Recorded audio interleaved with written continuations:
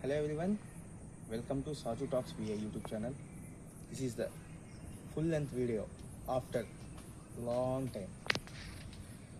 So ఈరోజు topic ఏంటంటే delimitation. Already ఒక షార్ట్ వీడియో చేశాను దీని మీద. సో ఈరోజు టాపిక్ ఆ షార్ట్ వీడియోకి ఫుల్ ఎక్స్ప్లెనేషన్.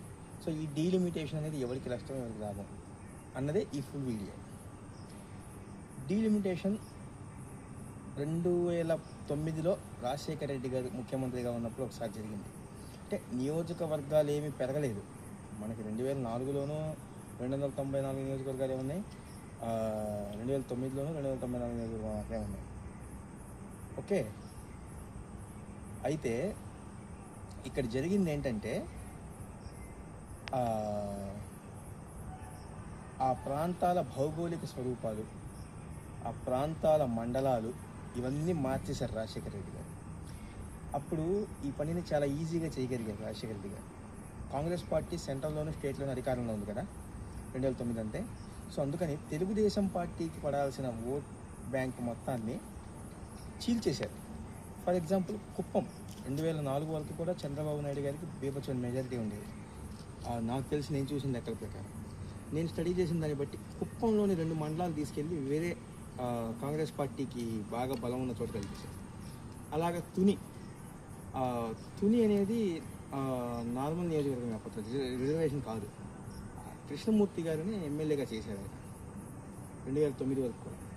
2009లో దాన్ని రిజర్వ్ నియోజకవర్గంగా చేశారు. అలాగే రైల్వే కోడూరు, నరసరావుపేట 83 నుంచి 2004 వరకు కూడా ఈ నియోజకవర్గాలన్నీ గెలుస్తూ వచ్చింది. 2 నియోజకవర్గాలు బాగా గెలుస్తూ వచ్చింది తెలుగుదేశం పార్టీ. కానీ రాజశేఖర రెడ్డి గారు తన తెలివిని, చాణక్యతను బాగా ఉపయోగించారు. సో అదే అవకాశం ఇప్పుడు కూటమికి వచ్చింది. చంద్రబాబు నాయుడు గారు ఇన్నిసార్లు సీఎంగా పనిచేసినా ఆ అవకాశం రాలా. 2014లో విభజన హామీల్లో భాగంగా చేయాలి, కానీ అవకాశం రాలేదు.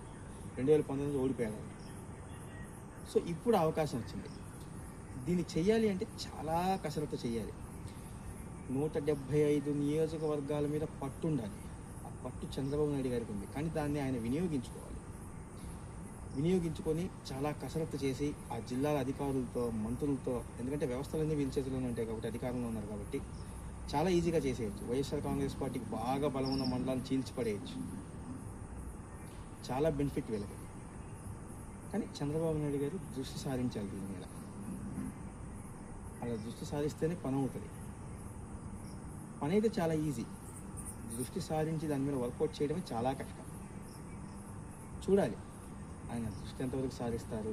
ఎందుకంటే 2027లో నియోజకవర్గాల పునర్విభజన ఖచ్చితంగా జరుగుద్ది అని అమిత్ షా గారు ఆల్రెడీ చెప్పారని మనకు వీడియోలో చెప్పుకున్నాం. ఆ వీడియో చూడకపోతే కింద లింక్ ఇస్తాను, చూడండి. అదేవిధంగా వైఎస్ఆర్ కాంగ్రెస్ పార్టీ వాళ్ళు మనం తక్కువ చేయాలని కాదు, చాలా విషయాల్లో వాళ్ళు మేమే సాధించాం, మేమే తెచ్చాం అని కొన్ని ఈ ప్రభుత్వం సాధించిన వాటిని కూడా వాళ్ళ ఖాతాలో వేసుకుంటున్నారు.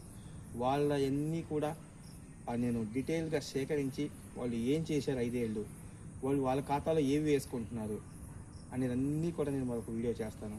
మన ఛానల్ కంటెంట్ నచ్చితే సబ్స్క్రైబ్ చేయండి, షేర్ చేయండి. లాంగ్ వీడియోస్ ఏమైనా ఉంటే ఖచ్చితంగా మొత్తం వాచ్ చేయండి దయచేసి. Thank you.